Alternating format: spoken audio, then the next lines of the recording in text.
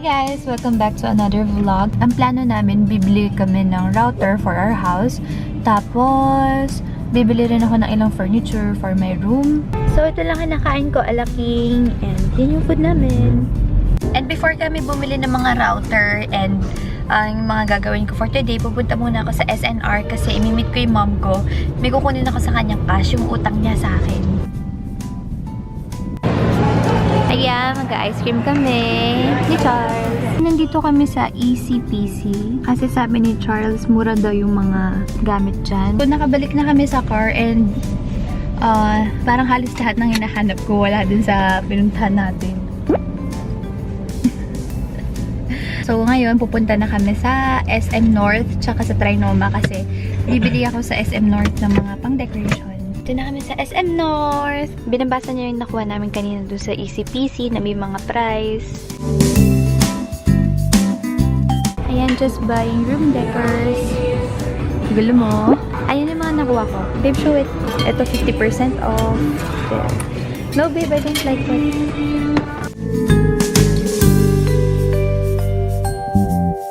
Ay, nakita kong cute na fur ball kaso walang pink. Ayan, ina-ice na yung binili ko. Tinan mo, nababaliw ka na naman. Currently here at Typo, bumibili uli ako ng mga supplies. I'm looking for a notebook. Ayan. Here at Daiso.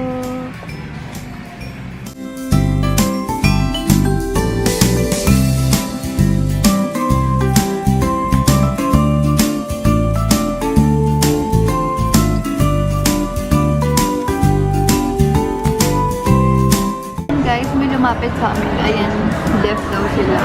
What's your style? And so, binigyan na lang ni Charles at 20. Pag tinawag ko to, ganyan, ano magiging, ano nyo? Head.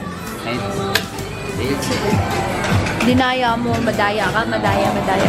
I'm home already and aayusin ko na yung mga pinamili ko. But the router, I think tomorrow ka na siya aayusin dito sa bahay para maayos na yung connection namin buong bahay. Ito yung mga nabili ko for today and I'm going to show you guys. Ito yung mga napamili ko for today. First and foremost, my main agenda kung bakit pa talaga ako pumunta sa mall. And these are itong mga routers. Para i-distribute ko siya sa buong bahay namin. And itong router na to, papakita ko sa inyo. Wait, buksan ko muna. So, 4 na mga routers yung binili ko. 3-in-1. Pwede siyang router, tapos range extender or Wi-Fi range extender. Kunwari, yung router niya sa baba hanggang dun lang. Pag nilagay mo nito, pwedeng i-extend. So, yung scope niya mas lumalawak. And then, access point na hindi ko alam kung ano. Kasi, yung internet connection namin, PLDT Home Fiber, yung router nila sa baba lang. And then, may mga nabili rin ako from Typo. And sobrang gustong-gusto ko yung mga gamit from Typo. Bumili na ako ng mga planner and yung mga gagamitin ko para sa stud table ko. Gusto ko talaga bumili ng iMac. So, bumili na ako ng mga ide-decorate ko dyan para alam ko kung gaano kalaking iMac yung bibili ko. So, unang binili ko sa Typo, yung ito lang siya. Binili ko siya kasi first and foremost, napaka-cute niya. And parang notepad lang siya na may date, action, and done. Kung may mga gagawin ba ako. Ayan lang yung itsura niya. Next na binili ko is just desk na calendar. Ganyan lang yung itsura niya. And then another thing that I got from Typo is just this really, really big na notebook. Ayan lang siya. Ang nakalagay, tacos and tequila, white and gold lang siya. Pagka nagko-conceptualize ako ng videos, lahat isusulat ko dito. And then, bumili din ako ng ganito. Maliit lang siya na journal. Kasi hindi ako bumibili ng malaking notebook. It's either malaki-malaki or simple lang na ganito. Hindi normal size kasi hindi ko na ma-maximize yung space. Parang masyado siyang malaki para sa mga reminders lang and masyadong maliit para sa conceptualizing. Bumili rin ako ng ganito, giant clip. May mga nabili rin ako from H&M kasi sobrang nagugustuhan ko yung mga decoration nila. So, bumili ako ng tray na gold para sa aking room. Hindi ko pa alam kung saan ko siya ilalagay. And then, I also bought, parang bilog lang siya na ganito. Bumili rin ako from H&M din. Pineapple lang siya, decoration. Ito, parang vase lang siya na white. Isang big and isang small. Ayan o. Ayan siya. I also bought parang ano lang siya, tray.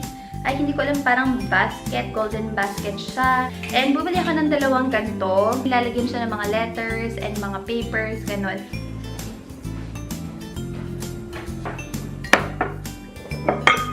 Ayan guys, it is my desk right now. Masyadong empty yung wall, kaya if meron kayong mga ideas kung anong pwede kong ilagay sa wall na yan, just comment it down below. And mag-half-pat muna ako kasi ang sakit ng ulo ko and TMI, pero nagkaroon ako ng period kanina sa mall.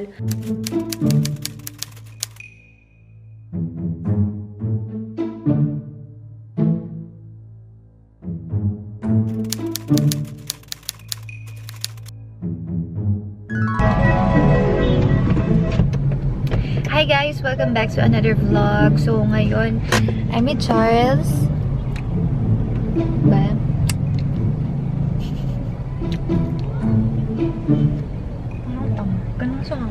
Sa mama. Pogi naman, baby ko. Pogi, baby. Pogi ng baby ko. Pogi. Pogi mo. Sobrang nakakalirita. So yun, maghapat muna tayo. So yun guys, thank you so much for watching this vlog and seeing the next one. Bye! Hi guys! Good morning and welcome back to another vlog. So today, hindi ko alam kung ano mangyari sa vlog na to because I haven't done a vlog like this before. Like, kung tinatamad ako mag-work or ayaw ko mag-work, kung anong ginagawa ko. Kasi diba, as you all know guys, I work at our factory sa sarili naming company. And sometimes, the perks of working at your own company or your parents' company is that kung tinatamad kayo mag-work, walang problem, may sahod pa rin kayo. So, this is usually how my morning goes. I have my coffee, my laptop, and kaya gusto ko nang bumili ng iMac kasi ito, parang may problema siya. Malamig kasi yung aircon ko dito sa room. Nalalamigan siya, matagal siya bago mag-on. Pero pag mamaya, pag medyo warm na yung surroundings, medyo okay na siya.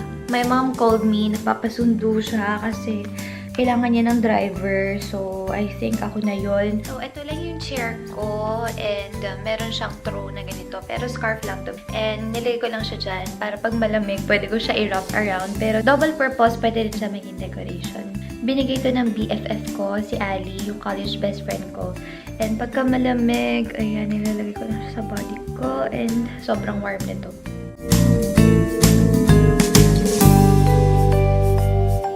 Tapos na ako, walang kaayos-ayos. Tapos, punta na tayo sa mom ko.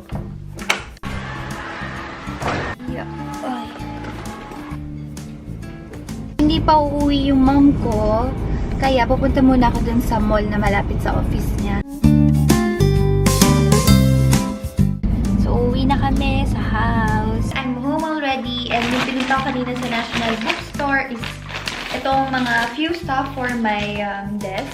Ito, mechanical pencil na color pink lang siya. Scissors na color pink lang. Japanese siya na pen. Ito, mga cute na pencil.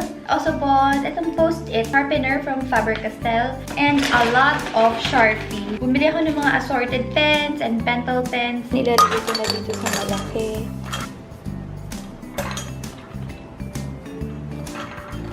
For reference, ito yung house namin. Ayan siya. Ayan. Ito namin pinalagay yung router para gitnang-gitna. Pero may ibang pa rin mga lugar dead spot. Hanapin natin yung mga dead spot and doon natin i-install itong mga Wi-Fi extender na binili natin kahapon. So, ito yung router. Tapos, ito yung PLDT fiber. Isa-set up ko na sila. Hit ko na isa sa taas. This is my parents' room now. Ito na yung Wi-Fi extender. Dito si Charles. Good Junpyo. Korean hairstyle. Hello. Hello. So, nandito siya kasi tutulungan niya ako hanapin yung dead spot. Diba? Tuloy kami bukas. Halid na lang daw kami ng taxi ni Prince. Di ba may taxi? Hindi ako pumayag. Pumayag ka na. Hindi. Hindi guys. Hindi ko siya pinapayagan. Umalis ka sa amin. Hindi. May CD ba yun? Yung box? Wala. Alam ko na paano gawin. Tulungan mo na lang ako. Assistant kita. Bakit na naman? Hindi sana nag-gym na ako. Nandun sila sa gym ngayon. O ano naman? Eh ayaw mo mag-gym, di ba? Ayaw ko kasi hindi ko na sila kasabay. Eh, pwede ko naman pala sila sabay. O di, Mag-swimming na lang tayo. Sige na. sino mo? Sige, mag-swimming na lang tayo. Okay.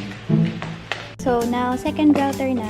Third, ito mapupunta sa kapatid ko. And ito, ilalagay namin sa first floor ulit. Hindi ko na-close na maayos yung vlog kasi sobrang napagod ako. Kakaikot dito sa bahay and kaka-install ng mga routers namin.